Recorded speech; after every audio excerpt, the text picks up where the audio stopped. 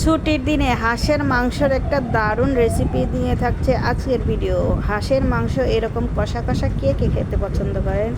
আমি এইখানে নিয়েছি একটা হাঁসটা সুন্দর করে পরিষ্কার করে নিয়েছি। এবার কেটে নেব, কেটে সুন্দর করে নিয়েছি পিস পিস করে। মাশাল্লাহ, হাঁসের মাংসটা কিন্তু দারুণ ছিল।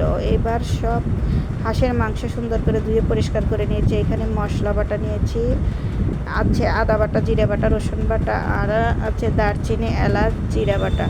আর দেবো স্বাদ বুঝে লবণ, হলুদ, মরিচ দিয়ে সুন্দর করে পানি দিয়ে একটু গুলিয়ে নেব। আর এইখানে কড়াই তেল দিয়ে পেঁয়াজ, রসুন, তেল দিয়েছি, তেজপাতা, গোটা জিরে আর গোটা মশলা দিয়ে সুন্দর করে একটু ব্রাউন কালার করে ভেজে নেব। ভাজা শেষ হয়ে গেলে এখানে গুলিয়ে রাখা মশলাগুলো দিয়ে দেবো। গুলিয়ে রাখা মশলাগুলো দিয়ে আমি একটু বাটি ধুয়েও সুন্দর করে দিয়ে দেবো, যেহেতু মশলার ঘনত্ব বাটিতে একটু বেশি ছিল। দিয়ে সুন্দর করে আমি মশলাটা কষিয়ে নেব। এই রকমভাবে সুন্দর করে নাড়াচাড়া করে মশলা একদম ভালোভাবে কষিয়ে নেব। মশলার উপর দিয়ে এরকম যখন তেল তেল উঠে আসবে তখন আরও একটু নাড়াচাড়া করে ভালো করে কষিয়ে নেবেন। হাঁসের মাংস যেহেতু সবাই পছন্দ করে না, তো এভাবে রান্না করে দিবেন, ইনশাল্লাহ সবাই পছন্দ করবে। এবার মশলা কষানো শেষ হয়ে গেলে আমি এইখানে দিয়ে দেবো মাংস আগে থেকে ধুয়ে পরিষ্কার করে রেখেছিলাম। এবার আমি চুলাটা লো হিটে দিয়ে কষিয়ে নেব। হাঁসের মাংসটা অনেক শক্ত থাকে, এই জন্য অনেকক্ষণ দীর্ঘ টাইম নিয়েই আমি কষিয়ে নেব। এরকম চুলাটা লো হিটে রেখে আস্তে আস্তে কষিয়ে নেবেন। মাংসটা একদম পারফেক্ট সিদ্ধ হবে এবং মশলাটাও মাংসের সাথে ভালোভাবে মিশে যাবে। তো মাংস যত ভালো করে কষাবেন, মাংসর টেস্টটাও অনেক ভালো লাগবে। হাঁসের মাংস কিন্তু সবাই খেতে পছন্দ করে না, তো এভাবে রান্না করে দেখবেন সবাই চেটেপুটে খাবে।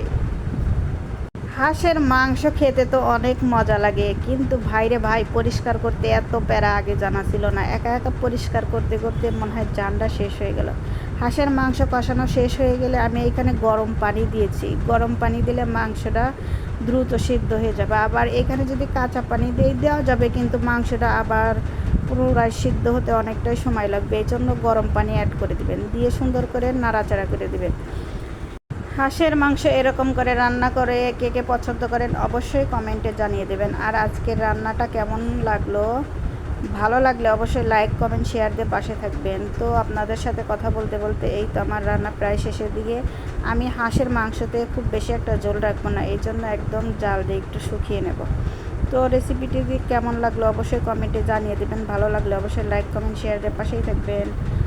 ছুটির দিন বলে কথা, ছুটির দিনে এমন পছন্দের খাবার কিন্তু সবাই পছন্দ করে। তো আপনারাও বাসায় ট্রাই করে আপনার প্রিয় মানুষদের এভাবে রান্না করে খাবেন, ইনশাল্লাহ সবাই পছন্দ করবে। আর আজকের ভিডিও এ পর্যন্তই। আল্লাহ হাফেজ।